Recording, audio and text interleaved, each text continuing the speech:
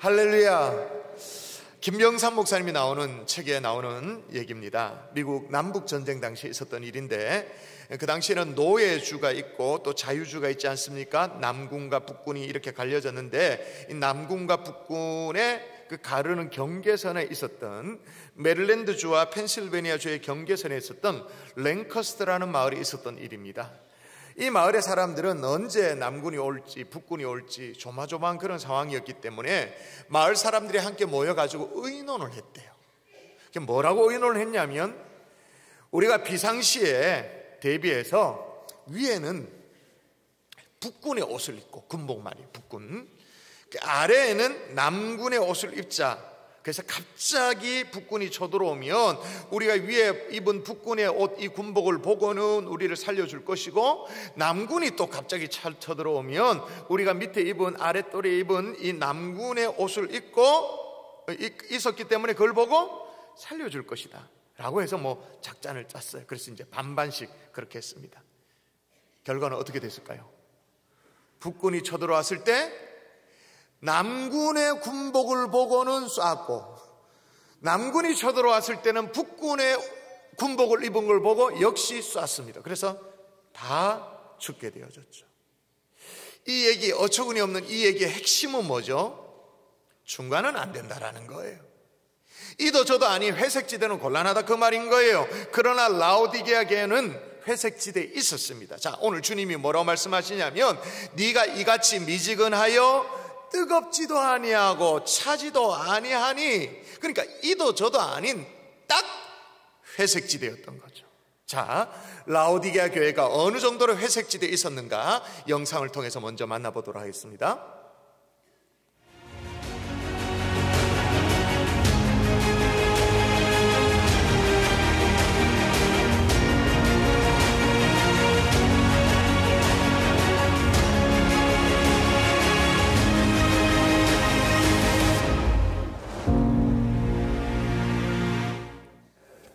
드디어 소아시아 7교회 마지막 라오디게아 교회에 여러분이 도착하셨습니다. 지금은 돌밖에 남아있지 않는 라오디게아 교회 터라고 추정되어지는 골로새서 4장 15절에 나오는 눈바의 집에서 교회가 시작되었다고 생각되어지는데, 그 터에 지금 여러분이 와 계시는 것입니다. 이 라오디게아는 소아시아 프리지아의 수도로 교통의 요지인 루카스 계곡에 위치해 있습니다. 그리고 이 라오디게아 반경 15km 내에 골로새와 또 히에라폴리스, 성경의 히에라볼리라고 말하죠. 현재는 파무칼레라고 하는 이 세 곳이 삼각형 트라이앵글을 이루고 있는 그곳에 위치해 있습니다. 양모 산업이 발달했고 금융업이 발달해서 아주 부유한 상업도시로 발전을 했는데, 어느 정도였냐면 AD 17년에 소아시아 일대 대지진이 있었습니다. 그래서 극심한 피해를 입었습니다만은 로마 정부에서 각 지역에 복구 지원비를 내려다 줄 때 유일하게 지원비를 거부할 만큼, 그만큼 재정이 풍부한 곳이 이 라오디게아였습니다. 또 라오디게아는 근처의 히에라볼리에서 흘러나오는 온천물이 질병 치료에 실제로 도움이 되었고, 또 콜로니오네라 불려지는 안약 치료제로 굉장히 유명한 의료도시로 명성을 얻게 되어지는 거죠. 그러나 문제는 늘 물이 부족했기 때문에 라오디게아 이 지역은 물 자립도가 제로에 가까웠다고 합니다. 저 히에라볼리로부터 경사로를 만들어서 온천수를 여기까지 끌어다가 사용을 했죠. 11km 떨어진 곳입니다. 탄산칼슘이 주 성분이었던 그 온천수가 식으면 사람이 먹을 수 없는 구토가 나는 그런 물이 되었던 것입니다. 그리고 골로새, 만년설이 있는 저곳에서부터 내려온 이 물이 또 이곳에 오면 차가운 물이었지만 또 미지근한 물이 되어지게 되는 것입니다. 그래서 주님이 라오디게아 교회에 그런 교회가 되지 말라고 경고하시면서, 내가 이같이 미지근하여 뜨겁지도 아니하고 차지도 아니하니 내 입에서 너를 토하여 버리리라 라고 말합니다. 미지근해진 것이 문제이기도 하지만 또 하나는 뭐냐, 온천수와 저 만년설이 함께 이곳에 섞이면서 정말 이 화학적 반응으로 사람이 도저히 먹을 수 없는 구토가 나는 그런 물이 되었다라는 거죠. 이와 똑같이 너희들이 혼합주의를 경계하라는 경계의 말씀으로 이 말씀을 주셨다고도 우리가 이해가 되어집니다. 이런 메시지를 통해서 우리 주님께서 라오디게아 교회뿐만 아니라 우리에게 이제 분명한 결단을 촉구하고 계십니다. 그 말씀을 들어보도록 하겠습니다. 라오디게아 교회에 보내는 말씀, 요한계시록 3장 14절에서 22절. 라오디게아 교회의 사자에게 편지하라. 아멘이시오, 충성되고 참된 증인이시오, 하나님의 창조의 근본이신 이가 이르시되, 내가 내 행위를 아노니 내가 차지도 아니하고 뜨겁지도 아니하도다. 내가 차든지 뜨겁든지 하기를 원하노라. 내가 이같이 미지근하여 뜨겁지도 아니하고 차지도 아니하니 내 입에서 너를 토하여 버리리라. 내가 말하기를 나는 부자라 부유하여 부족한 것이 없다 하나 내 공고한 것과 가련한 것과 가난한 것과 눈먼 것과 벌거벗은 것을 알지 못하는도다. 내가 너를 권하노니 내게서 불로 연단한 금을 사서 부유하게 하고 흰 옷을 사서 입어 벌거벗은 수치를 보이지 않게 하고 안약을 사서 눈에 발라보게 하라. 무릇 내가 사랑하는 자를 책망하여 징계하노니 그러므로 내가 열심을 내라. 회개하라. 볼지어다 내가 문 밖에 서서 두드리노니 누구든지 내 음성을 듣고 문을 열면 내가 그에게로 들어가 그와 더불어 먹고 그는 나와 더불어 먹으리라. 이기는 그에게는 내가 내 보좌에 함께 앉게 하여 주기를 내가 이기고 아버지 보좌에 함께 앉은 것과 같이 하리라. 귀 있는 자는 성령이 교회들에게 하시는 말씀을 들을지어다. 아멘. 아멘. 여러분, 우리가 살피고 있는 이 라오디게아 교회가 어떤 상태였죠? 라오디게아 교회는 소아시아 7교회 가운데 칭찬이 하나도 없는 교회입니다. 한마디로 최악이었던 거예요. 다른 교회는 책망을 했다 할지라도 그래도 좀 칭찬이 있었거든. 예를 들면 처음 사랑을 잃어버렸다고 책망을 받았던 에베소 교회, 그래도 주님께서 뭐라고 하면 내가 네 행위와 수고와 인내를 안다 칭찬을 하십니다. 그 중에 또 가장 많이 책망을 받았다고 일컬어지는 4대 교회, 어느 정도였습니까? 네가 살았다는 이름이 있었지만 실상은 죽은 자로다. 죽은 교회라고 주께서 사망 선고를 내린 이 4대 교회, 정말 이런 교회마저도 뭐라고 말씀이 있냐면 그 옷을 더럽히지 아니하는 몇 명이 있다라고 말씀을 해요. 그러니까 영 가망이 없는 건 아니었던 거예요. 근데 이 라오디게아 교회는요, 완전히 책망 일색이에요. 칭찬이 전무해요. 아니, 어떻게 이렇게 될 수 있는가? 어떻게 책망 일색인가? 15절 제가 읽어볼게요. 내가 내 행위를 아노니 내가 차지도 아니하고 뜨겁지도 아니하도다. 내가 차든지 뜨겁든지 하기를 원하노라. 왜 책망이냐? 미지근하기 때문에, 신앙의 열심을 잃어버렸기 때문에, 열정을 다 잃어버렸기 때문에, 그래서 이것이 책망의 이유였다라고 오늘 성경에 기록하고 있는 거예요. 근데 이 대목에서 우리는 동의할 수가 없습니다. 솔직히 살다 보면 그럴 수도 있지. 맨날 첫날 그냥 뜨겁게 살 수가 있나? 믿음 생활하다 보면 뜨겁게 할 때도 있고 좀 식을 때도 있고 왔다 갔다 할 때도 있지. 열심히 하다가도 좀 식을 때도 있지. 그걸 가지고 뭐 이러나 이런 생각이 조금 듭니다, 사실은. 근데 그건 우리 생각이고 주님의 평가는 완전, 여기서 완전 갭이 일어나는데 주님의 평가는 어떠하냐? 여러분이 읽습니다. 여러분의 목소리로 내가 이같이, 시작, 내가 이같이 미지근하여 뜨겁지도 아니하고 차지도 아니하니 내 입에서 너를 어떻게 한다고요? 예전 번역 토하여 내치리라. 쉽게 말하면 구역질 난다. 너 보니 참 역겹다. 그렇게 어정쩡하게 신앙생활을 해보니까, 그걸 보니까 토하고 싶다라고 주께서 말씀하시죠. 아니, 왜 이 지경이 되어졌죠? 그래도 소아시아 7교회 가운데 하나가 라오디게아 교회고 1세기의 교회 아닙니까? 1세기. 어쩌면 부활의 증인, 직접적인 증인이 교회 일원일 수도 있는 그런 교회가 1세기 교회 아닙니까?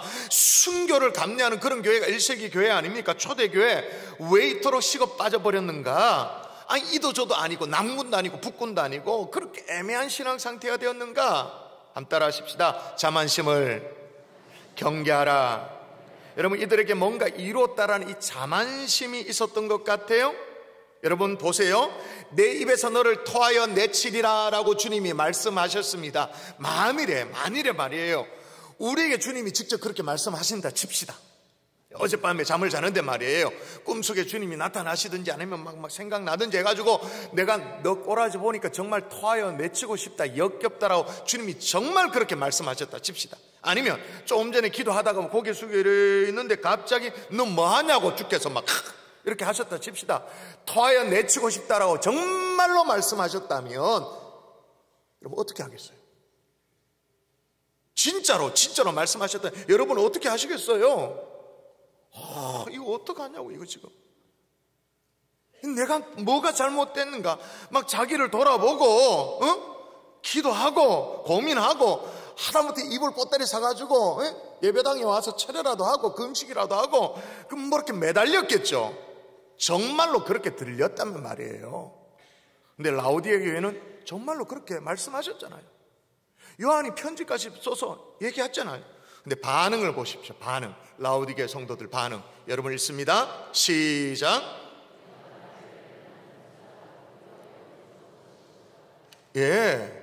내가 너를 보니 입에서 토하여 내치고 싶다라고 말하는데 거기에 대한 반응이 뭐냐면 이거 완전히 다른 얘기예요. 동문서답을 얘기하는 거예요. 토하여 내치고 왜 열정이 식었느냐, 열심히 식었느냐 그렇게 묻는데 대답이 뭐냐? 나 부자입니다.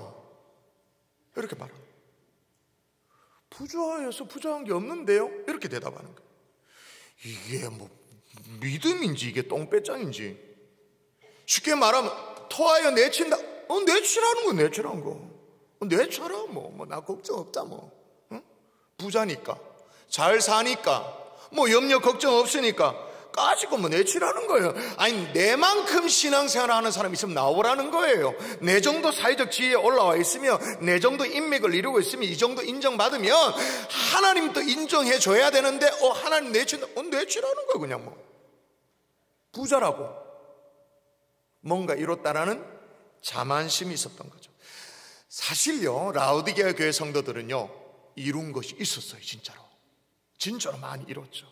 당시 소아시아 여러 도시들 가운데 가장 금은 보화가 많은 4대 교회도 금이 많이 있었다 그랬지만 그보다 4대 교회가 울고 지나갈 정도로 그 정도로 금이 많은, 그래서 은행이 있었어요. 은행업이 발달했어요. 금융업이. 다시 말해서 잘 살았다 그 말인 것입니다. 얼마나 잘 살았냐면 영상에도 나왔죠. AD 17년에 그 일대 쓸어갔던 대지진을 우리가 쭉 살펴보고 계속적으로 얘기하고 있는데 그 대지진이 있을 때 말이에요. 로마 제국에서 로마 황제에서 중앙에서 자금을 내려보냈어요. 복구 자금을 다시 일으키라고, 도시를 다시 일으키라고 그 복구 자금을 내려다 보냈는데 황제로부터의 나오는 이 복구 자금 원조를 거절할 만큼 우리 필요 없다고. 그거 있으면 다른데 거기에 또 더 도와주시라. 우리는 우리 스스로 할 수 있다. 그만큼 자금이 풍부했어요. 그만큼 넉넉했어요. 여러분 그래도 그 이후에 여러 대지진이 있어서 이제 이게 유적지가 완전히 무너졌습니다만 완전히 무너지고 남은 유적지의 규모를 보십시오. 지진으로 다 무너졌습니다만 이 도시의 규모나 이 화려함이 저게 무너지고 남은 정도가 저 정도인 거예요. 대단했던 거죠. 또 학교도 세웠습니다. 학교 중에 특히 의과대학을 세웠습니다. 의과대학을 세워서 의사를 그 당시에 배출했습니다. 그게 가능했던 게 라오디게아 인근의 히에라폴리스라고, 히에라볼리, 지금의 명칭으로 팜칼레에 온천수가 나오는 이게 치료 효용이 있는 거예요. 여러분 저게 사진인데 저게 눈 온 게 아닙니다. 석회 온천수, 석회질이 오랜 세월 동안 남아서 하얗게 반들반들 되어 있는 거죠. 근데 여기에서 나오는 석회질 가루가 뭐냐면 부르기아 가루라고 말하기도 하고 콜로니온이라고 말하는 이 가루가 말이에요. 어디에 특효약이냐? 안약의 특효약인 거예요. 눈의 특효약이에요. 우리는 금방 그렇게 생각, 뭐 눈, 안약, 뭐 그게 뭘 대수라고. 안약의 특효약이 나온다 해가지고 무슨 의과대학을 세우고 의사를 배출하고 그러냐 이렇게 생각할 수 있는데요. 그거는 우리 이해입니다. 잘 몰라서 하는 얘기예요. 여러분 그 순례팀들 한 번씩 영상에 잡힐 때 보면 이렇게 선글라스를 끼고 있는 걸 볼 거예요. 그걸 멋내려고 쓴 것도 있습니다만 사실은 선글라스를 안 쓸 수가 없는 거예요. 워낙 빛이 강렬하기 때문에. 워낙 자외선으로 완전히 바로 꽂히는 그런 태양이 워낙 강렬하기 때문에 그런 지형제에 그렇다고 말이에요. 그런 상황 속에서 눈이 다 나와버리는 거예요. 눈에 안지를 갖고 있는 사람이 워낙 많은 그 시대에 말이에요. 안약 치료의 특효약이 콜로니온이 그 지역에 나오는 거예요. 그러니까 의과대학 세우고도 남지. 거기에다가 거대한 목초지를 개발해 가지고는 약모를 생산해내는데 이 모직물, 이게 또 대단한 것입니다. 자, 보세요. 돈 많잖아요. 건강과 직결되어진 의과대학 세워서 의사를 배출하죠. 모직물, 의류 생산까지 하죠. 돈과 건강과 명예까지 다 거머쥐고 있으니까 이 정도면 이룬 거 상당하잖아요. 그렇죠? 그러니까 뭔가 이뤘다라는 그 자부심까지는 우리가 어느 정도 이해해줘야 돼, 사실은. 이해해줘야 되는데, 그러면서 자연스럽게 나타나는 현상이 뭘까요? 뭔가 이루었다는 자부심과 함께 나타나는 현상이 뭐냐? 아무것도 안 해요. 믿음 생활하는, 믿음 있는 분들도, 크리스찬들도 아무것도 안 해요. 가만히 있어. 주를 향한 열심도 없고, 신앙의 열정도 없고, 아니 자기 삶에 대한 애정도 없고, 순교의 피까지도 감내하겠다라는 그런 뜨거운 신앙도 점점 식기 시작해서 뭐 한다는 얘기야. 뭐 부자인데 뭐 아쉬울 것도 없는데 뭐 그 얘기하고 앉아있는 거예요. 역사학자면서 영국의 평론가였던 토마스 칼라일이라는 사람 그런 얘기합니다.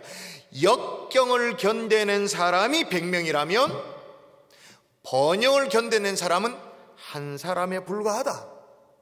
무슨 말인지 이해되시죠? 역경은 이겨내려고 하면 이겨낼 수 있다. 거의 100명이라면 번영을 견뎌낸 사람 한 사람에 불과하다. 그러니까 잘 사는 것, 번영, 편안한 것, 이거 말이에요. 사람들을 점점 깔아앉게 만든다. 사랑을 쉽게 만든다. 믿음을 쉽게 만든다. 그 말이에요. 유럽의 역사가 그 증거 아닙니까? 과거 유럽이 얼마나 하나님을 잘 섬겼어요. 얼마나 하나님을 잘 섬겨서 지금 막대한 관광 수입을 올리는 그 아름다운 예배당 다 그때 지어진 거잖아요. 다 그때. 근데 지금은 예배당이 텅텅 비어 있어. 관광객으로만 채우고 있잖아요. 여러분 갈렙 아시죠? 갈렙. 뭔가 이룬 것으로 친다면 야, 갈렙만큼 자부심을 느낄 만한 그런 사람 성경에 참 드물 거예요. 여호수아와 함께 가나안 백성들, 이스라엘 백성들이 가나안에 이제 정복할 수 있도록 정복 전쟁을 승리로 이끌고 가나안의 정착을 이루어내는, 그래서 출애굽의 대역사를 완성시켜낸 사람이 여호수아와 함께 갈렙이잖아요. 이제 가나안에 들어가서 12지파 이제 땅을 다 분배하고 이제 모든 것들이 이제 다 안정되어지고 일단락되는 그때, 이제 한숨을 돌릴 그때 말이에요. 갈렙이 말이에요. 45년 전에 얘기를 합니다. 자기 나이 40대 얘기합니다. 그때 주님께서 네가 밟는 땅을 영원히 너와 내 자손에게 주리라, 우리 집안에 주리라 말씀하셨습니다. 그러면서 뭐라고 말하냐면 그날에 여호와께서 말씀하신 이 산지를 내게 주소서, 그렇게 했죠. 이것도 멋진데요. 더 멋진 건 뭐냐? 덧붙여서 하는 이 갈렙의 얘기입니다. 뭐라고 말합니까? 여러분 이건 읽어볼까요? 감동이 됩니다. 한번 시작. 오늘 내가 85세로 돼 모세가 나를 보내던 날과 같이 오늘도 여전히 강건하니. 여러분, 자, 이 두 개를 비교해 보십시오. 나는 부자인데 뭐 부유하여 부족한 것이 없는데 라고 말하는 라오디게 성도와 나는 85세지만 이 산지를 내게 주소서로 말하는 이 갈렙의 차이. 라오디게아 성도와 갈렙의 차이는 뭐예요? 열정. 마음에 불타는 열정. 여러분 오늘 어쩌면 우리에게 시급하게 회복해야 될 것이 있다면 우리 마음속에 식어버린 열정을 다시 끌어올리는 것인 줄 믿습니다. 내 삶에 대한 열정, 내 신앙에 대한 열정, 내 인생에 대한 열정. 누가 대신 살아주는 것도 아니잖아요. 내 삶에 대한 열정. 이미 이룬 것을 만족하지 않고 주님이 나를 통해 앞으로 이루실 그 사명을 바라보는 그런 열정, 불타는 믿음, 이런 거. 할렐루야. 여러분 선한목자교회 유기성 목사님 설교를 좀 자주 들으시죠? 말씀 참 좋으시잖아요. 은혜를 많이 받는데 유기성 목사님의 설교가 처음부터 그렇게 좋았던 건 아니래요. 목사님께서 개인적으로 설교할 때 자신의 설교사에게 터닝 포인트가 됐던 시점을 얘기하신 적이 있었어요.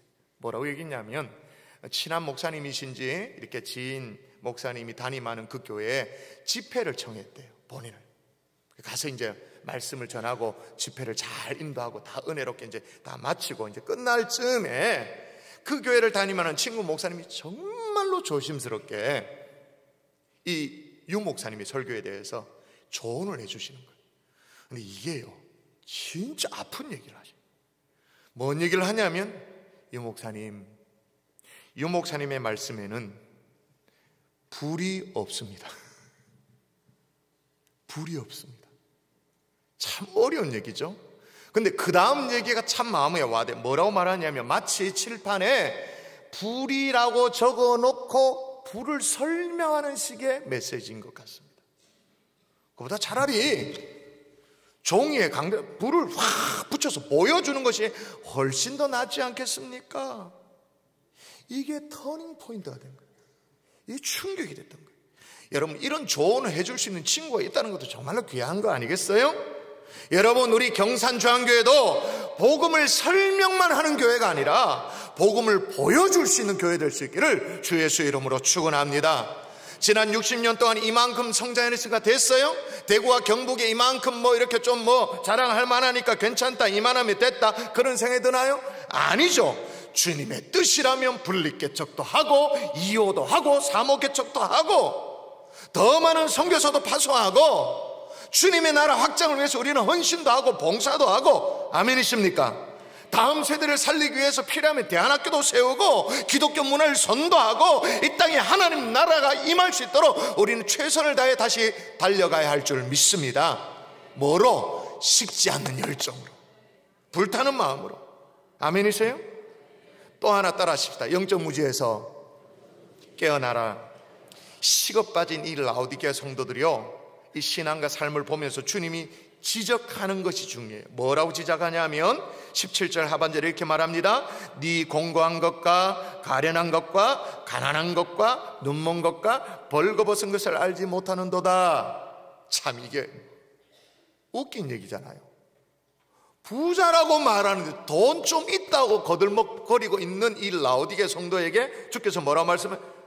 주님이 보시기에는 공고하대, 가련하대, 가난하대, 안약 있다고 자랑하는데 주님은 뭐라고 말하냐면 눈이 멀었대요. 이 옷 자랑하면서 와, 우리가 얼마나 아름다운 옷감을 만들어낸지 아십니까? 그거 막 자랑하고 있는데, 야야, 옷 좀 입어라. 옷 좀 빨가벗고 돌아지 말고 옷 좀 입어라. 벌거벗었다고 말하고 계시는 거예요. 더 큰 문제는 뭐냐? 가난한 것도 문제되지만 그보다 더 큰 게 뭐냐?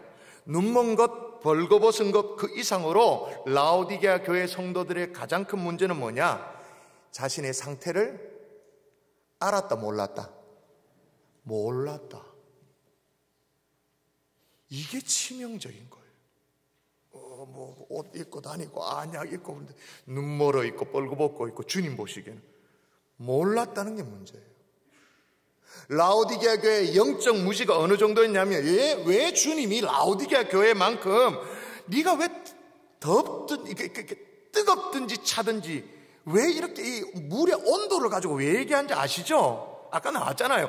라오디게아는 다 갖췄어요. 돈도 있어요. 건강도 먹을 것도 다 있어요.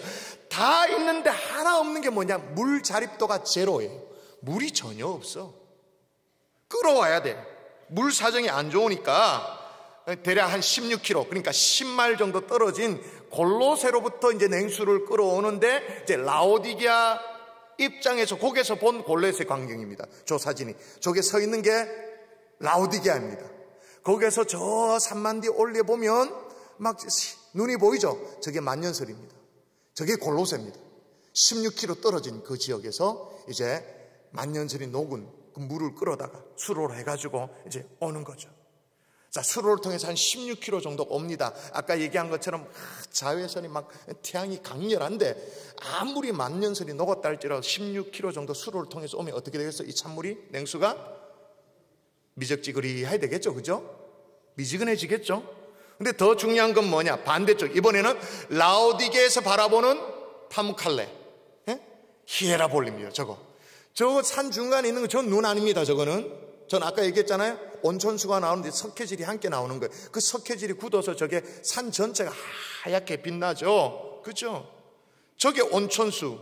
저기서 이제 수로를 통해 가지고 이런 모양의 수로 통해 가지고 이제 라오디게아로 이제 물을 흘려 들어오는 거죠. 자, 그런데 보십시오.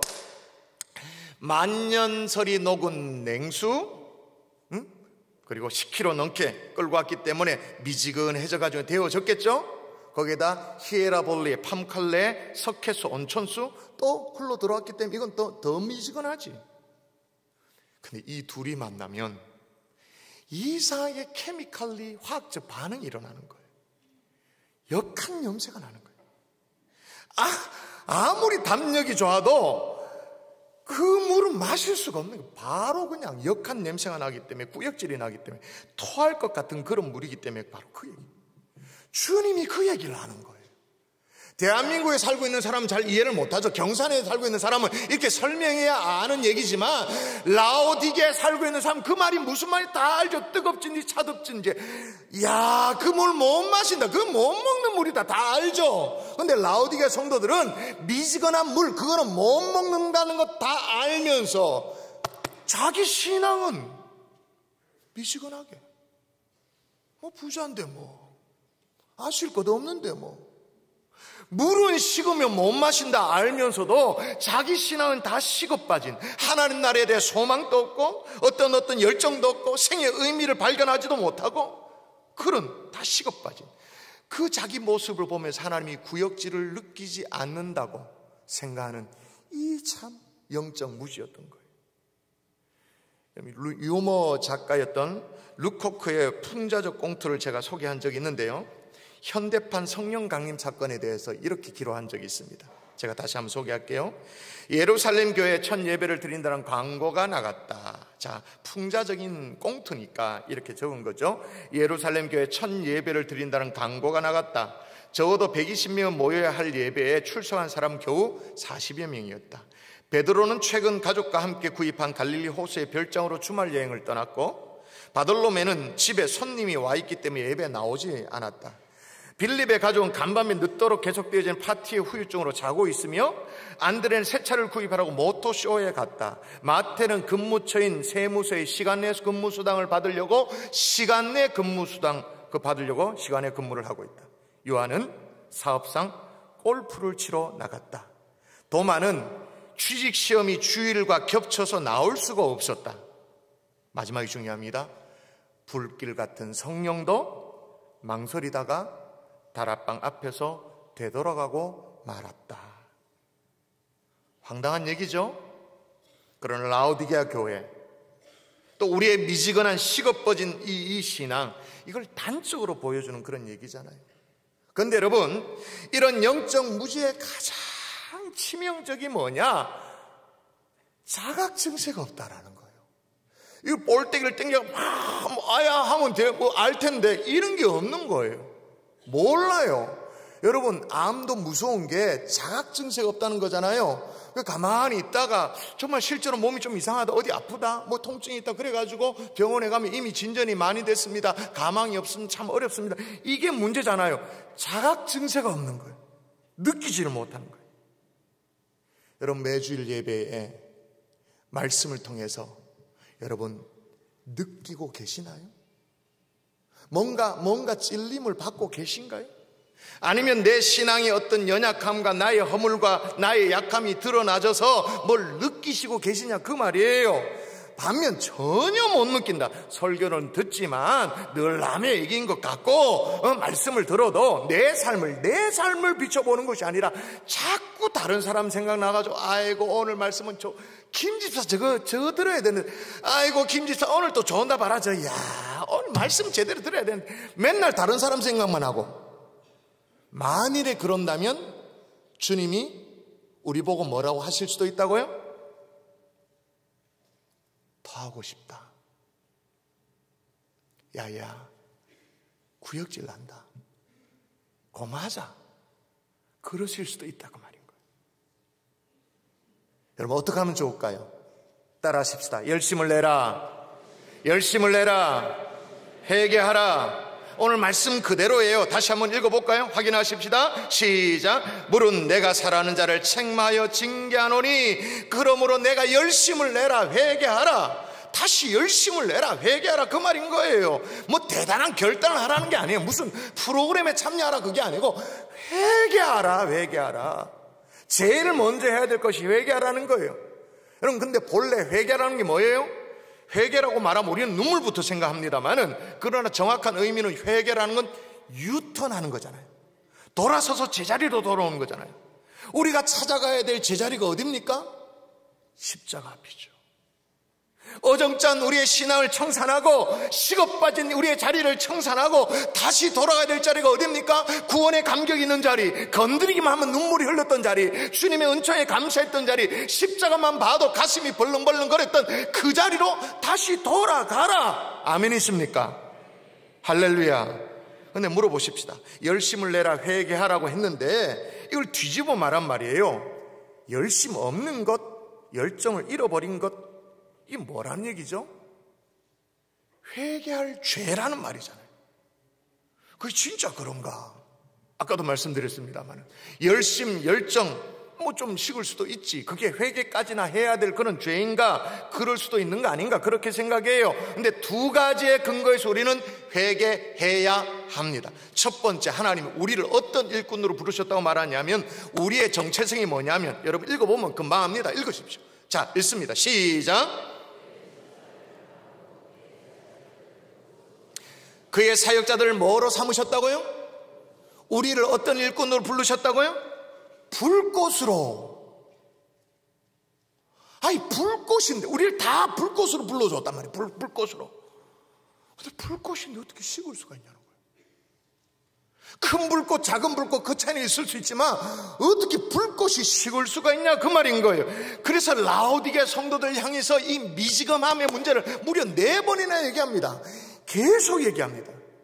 또 하나, 주께서 열심을 내라 회개하라 이 얘기를 하면서 말이에요.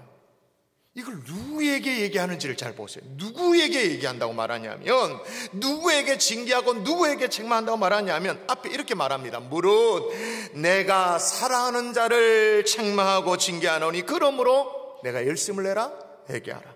자, 무릇 내가 뭐 하는 자? 사랑하는 자. 지금 다른 사람에게 회개하라고 말하는 게 아니란 말이에요. 내가 사랑하는 자, 나의 사랑을 입은 너희들에게, 내 사랑을 받은 너희들에게 열심을 내라 회개하라 그렇게 말하고 있는 거예요. 하나님의 열심으로 구원의 은총을 입은 너희들이 어떻게 그럴 수가 있니? 그 얘기예요. 어떻게 그럴 수가 있냐는 거예요. 만일에 나의 사랑을 입었음에도 불구하고 그렇게 맹숭맹숭하고 미적지근하게 그렇게 있다면, 반대로 말하면 이거죠. 그러면 너를 위해 아들까지 내어준 나는 뭐가 되냐는 거예요. 아들을 죽이기까지 한 나는 바보네? 내가 어떻게 되냐 이 말인 거예요. 예를 들어서 여러분 손자가 있다 칩시다.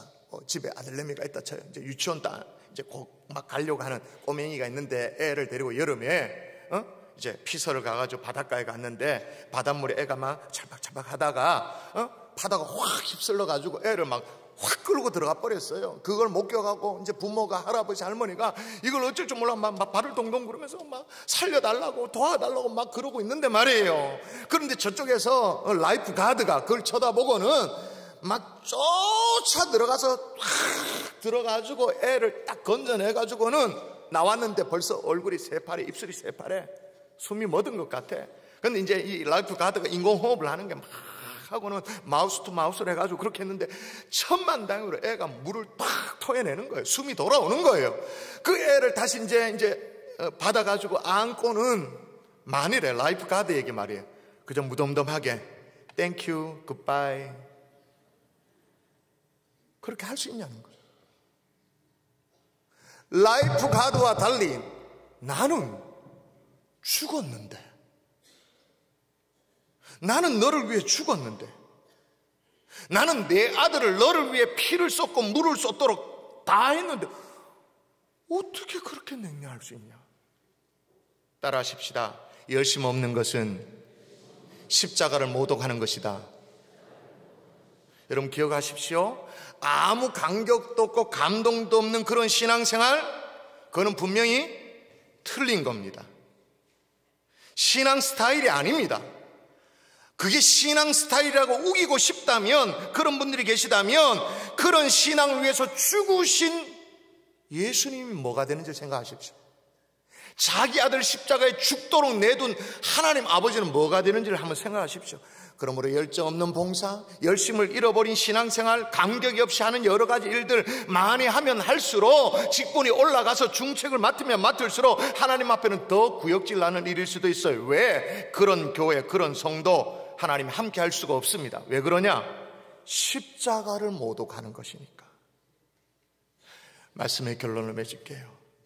그러면 어떻게 열심을 회복하고 회개할 수 있는가? 아니 솔직히 나도 신앙생활 제대로 하고 싶은데 어떻게 하면 되는가? 우리는 열심을 내라, 회개하라. 그럼 뭐 코에 단내가 나도록 막 열심히 뛰는 것, 열심히 봉사하는, 그걸 생각해. 그건 우리 고정관념이고, 주님은 뭐라고 말씀하시면 주님의 생각은 좀 달라요. 20절에 보면 열심을 내어 회개하는 길에 대한 해답이 나와요. 이거는요 요한계시록 전체를 통틀어서 요절입니다. 가장 중요한, 그래서 암송을 가장 많이 하죠. 읽어볼까요? 같이 시작. 볼지어다 내가 문 밖에 서서 두드리노니 누구든지 내 음성을 듣고 문을 열면 내가 그에게로 들어가 그와 더불어 먹고 그는 나와 더불어 먹으리라. 이 요한계시록 3장 20절을 그림으로 가장 잘 묘사한 작품이 하나 있습니다. 보십시오. 윌리엄 홀만 헌트가 그린 그림인데, 저 작품의 제목이 뭐냐면 세상의 빛이에요. 그런데 제목과는 달리 좀 그림 전체가 조금 어두침침하죠? 칙칙하죠? 근데 아이러니하게 제목은 세상의 빛입니다. 잘 보시면 예수님이 어느 문 밖에 지금 서 계시는 겁니다. 그리고 등불을 들고 문을 두드리고 계시죠. 예수님이 두드리는 문을 자세히 한번 보시면 문 빗장이며 못이며 이게 녹이 잔뜩 쓰러져 있습니다. 그리고 풀들은 막 키가 넘을 듯 훌쩍 자라고 있는 상황이고, 담쟁이 넝쿨 같은 것들이 문을 칭칭 휘감고 있고, 그렇죠? 문은 정말 오랫동안 열리지 않았던 것 같습니다. 저 그림이 의미하는 바가 뭐죠? 그만큼 문을 안 열었다 그 말이에요. 그만큼 예수님을 내 마음의 문 밖에 오랫동안 세워뒀다 그 말이에요. 여러분, 여러분의 마음의 문, 막 세상에 엉겅퀴로 막 희감겨 있지 않나요? 막 뻑뻑하니 녹슬어 있지 않나요? 마음의 문을 열고 예수님을 다시 모셔드릴 수 있기를 주 예수 이름으로 축원합니다. 결국 우리가 요한계시록 소아시아 7교회를 다 마무리하는데 다시 원점으로 돌아왔네요. 뭐예요? 다시 주님을 나의 구주로 모셔드리는 것. 마음의 문을 열고 내 인생에, 내 생에 예수님을 주인으로 모셔드리는 것. 이게 뭐라는 거예요? 진정한 회개라는 거예요. 이 원점으로 다시 돌아가서 다시 출발하는 하나님의 종들 될 수 있기를 주 예수 이름으로 축원합니다. 우리 함께 찬송하십시다. 내가 처음 주를 만났을 때 한번 찬양하십시다.